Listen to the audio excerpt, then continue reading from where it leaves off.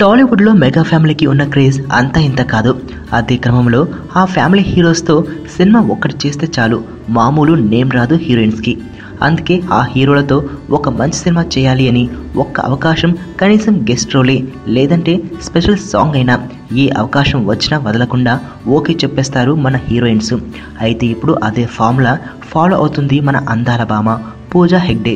ఇంతకీ ఈ భామ ఏం చేసింది అంటే, తాజాగా మన stylish star Allu Arjun director Harish శంకర్తో డీజీ అనే సినిమా, అదే దువ్వాడ జగన్నాథం అనే సినిమా చేస్తున్నాడు.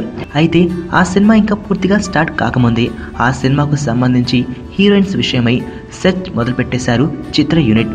అయితే ఈ సంగతి తెలుసుకున్న మన బ్యూటీ పూజా హెగ్డే వెంటనే మన స్టైలిష్ స్టార్ను అప్రోచ్ అయిందట. అంతేకాదు, ఎలా అయినా ఈ అవకాశం తనకు ఇప్పించాల్సిందిగా మన బన్నీకి దాదాపుగా 12 సార్లు ఫోన్ కూడా చేసిందని టాక్ వినపడుతుంది.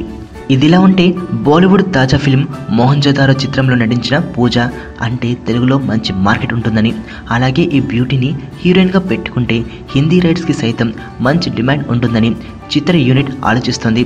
దర్శకుడు సైతం పూజా హెగ్డేని హీరోయిన్గా తీసుకునేందుకు ఆసక్తి చూపుతున్నాడు. మరి ఇదే నిజమైతే పూజ పండగ చేసుకునేందుకు సిద్ధమైనట్లే. ఎందుకు ఇదంతా చేస్తున్నావు? ఏంటి నీ ప్లాన్? ఆ ఇంటి గురించి ఏం తెలుసుకోకుండానే వచ్చారా? రూబీ అని అమ్మాయి ఉండేది, హీరోయిన్ అవ్వాలని ముంబై వచ్చింది. చేతిలో బంగారం పెట్టుకుని పిచ్చోడ్లో మాట్లాడతాం. ఎవరు అసలు మేడం వీడు? నా మేనేజర్. మీ ఆవిడికి దెయ్యం పట్టిందా లేక మీ ఆవిడే దెయ్యమా?